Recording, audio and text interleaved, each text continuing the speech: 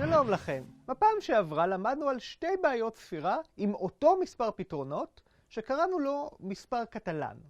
הבעיות הללו היו 1. ספירת מסלולי שריג מ-0,0 אל nn שהולכים רק ימינה ולמעלה ולא עוברים מעל האלכסון של השריג. ו-2. מספר סדרות הסוגריים החוקיות עם n סוגריים שמאליים ו-n סוגריים ימניים. אני רוצה להשתמש בשיטת הייצוג בעזרת סוגריים כדי למצוא נוסחה רקורסיבית למספרי קטלן. לצורך כך אני אזדקק להבחנה פשוטה יחסית על סדרות חוקיות של סוגריים. הטענה היא זו: אם W היא סדרה חוקית של סוגריים, אז היא מהצורה הבאה. האיבר הראשון בה הוא סוגר שמאלי. אחר כך מגיעה סדרה חוקית של סוגריים שיכנה X, אחר כך מגיע סוגר ימני, ולבסוף מגיעה עוד סדרה חוקית של סוגריים. שימו לב שכאן אני מתייחס גם לסדרה ריקה עם 0 זוגות סוגריים בתור סדרה חוקית.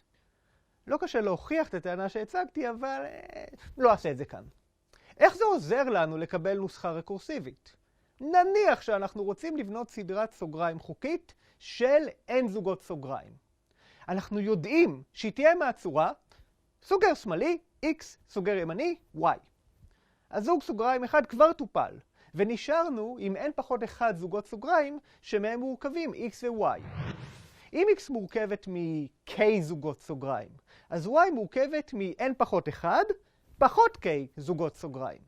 יש לנו אם כן ck בחירות אפשריות של x ו-c של n פחות 1 פחות k בחירות אפשריות של y, לכל k בין 0 ובין n פחות 1. כדי שהנוסחה תהיה קצת יותר נחמדה, אפשר לכתוב אותה עבור c של n ועוד 1 במקום c של n. ואז מקבלים ש-c של n ועוד 1 שווה לסכום כש-k רץ מ-0 עד n של המכפלה ck כפול cn פחות k. כעת תנאי ההתחלה הוא c0 שווה 1, שמתאים לסדרה היחידה שמכילה 0 זוגות סוגריים, הסדרה הריקה. עכשיו, כשיש לנו נוסחת נסיגה, בואו נסתכל על בעיית ספירה שנראית במבט ראשון לא קשורה בעליל. כמה עצים בינאריים יש? ראשית, צריך להסביר מה זה עץ בינארי. עץ בינארי זה עץ מכוון, שבו לכל צומת יש דרגת יציאה שהיא לכל היותר 2, אבל הוא מגיע עם מבנה נוסף מעליו שאסביר עכשיו. ניקח צומת כלשהו בעץ. לצמתים שיוצאים חצי ממנו אליהם, נקרא הבנים של הצומת, והוא יקרא האב שלהם. לצומת יכולים להיות שני בנים, ואני מסמן אחד מהם בתור הבן הימני ואחד בתור הבן השמאלי. אבל גם כשיש לו רק בן יחיד, הבן הזה יכול להיות או בן ימני או בן שמאלי, ואני מחשיב את הדברים הללו בתור מקרים נפרדים וסופר אותם בנפרד. פורמלית, אפשר להגיע לתיאור האינדוקטיבי הבא של עץ בינארי. ראשית, גרף ריק נחשב לעץ בינארי חוקי עם 0 צמתים. שנית, אם T1 ו-T2 הם עצים בינאריים שיכולים להיות ריקים, אז אפשר לקבל מהם עץ בינארי חדש על ידי כך שמוסיפים צומת חדש R שיהיה השורש של העץ החדש, ואם יש שורש ל-T1 או ל-T2, מותחים קשת מ-R אל השורש שלהם. בצורה הזו, אם יש שורש ל-T1, הוא הופך לבן השמאלי של R, ואם יש שורש ל-T2, הוא הופך לבן הימני של R. בואו נראה מה קרה פה. כמה עצים בינאריים עם n ועוד 1 צמתים יש? כל עץ בינארי לא ריק מורכב משורש R, ואחרי שספרנו אותו, נשארנו עם n צמתים נוספים שירכיבו את תתי העצים הבינאריים T1 ו-T2, שיכולים גם להיות ריקים.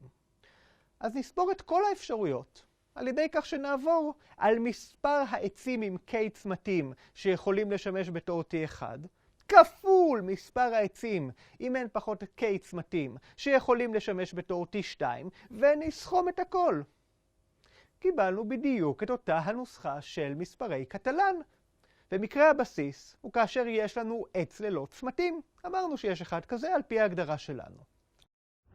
לסיכום, קיבלנו שמספר העצים הבינאריים על n צמתים הוא בדיוק מספר קטלן ה-n'i. אבל רגע, יש עוד. במקום לדבר על עצים בינאריים באופן כללי, אני רוצה לדבר עכשיו על עצים בינאריים מלאים. בעץ בינארי מלא, לכל צומת שאינו עלה, יש בדיוק שני בנים. אני רוצה שנשתכנע בכך שמספר העצים הבינאריים המלאים עם n ועוד 1 עלים הוא מספר קטלן ה-n'i. כמו קודם, נעשה את זה על ידי כך שנראה שהמספר של העצים הללו מתאים לנוסחת הנסיגה של מספרי קטלן. עץ בינארי שמורכב מצומת בודד הוא עץ מלא עם עלה יחיד. כלומר, זה המקרה של n שווה 0. ואכן, יש רק עץ יחיד כזה, ומספר קטלן C0 הוא 1. זה מכסה את מקרה הבסיס.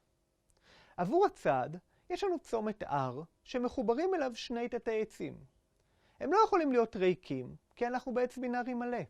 ולכן ל-R חייבים להיות שני בנים. מספר העלים הכולל בעץ שווה למספר העלים של T1, ועוד מספר העלים של T2, כך שקיבלנו את הנוסחה הבאה. מספר העצים הבינאריים המלאים עם n ועוד 1 עלים שווה לסכום, כש-k רץ מ-1 עד n, של מספר העצים בעלי k עלים ומספר העצים בעלי n ועוד 1 מינוס k עלים. האינדקסים נבחרו בצורה כזו שלא נגיע לתת עץ עם 0 עלים. הנוסחה הזו מזכירה את הנוסחה של מספרי קטלן, אבל היא לא בדיוק זהה. אז כדי לעזור לנו לראות את הדמיון, בואו נעשה החלפת משתנה. נגדיר משתנה חדש i, שיהיה שווה ל-k פחות 1. כלומר, במקום לכתוב k במשוואה, אפשר לכתוב i ועוד 1. כשנציב את זה בנוסחה שקיבלנו, ונתקן את האינדקסים בהתאם, נקבל את הנוסחה של מספרי קטלן בתחפושת. וזה מראה שמספר העצים עם n ועוד 1 עלים אכן שווה למספר קטלן ה-n'i, כפי שרצינו. זה מסיים את מה שיש לי לומר על נוסחת נסיגה עבור מספרי קטלן והקשר שלה לעצים, אבל יש לי עוד דברים אחרים לומר על מספרי קטלן. אז להתראות בפעם הבאה.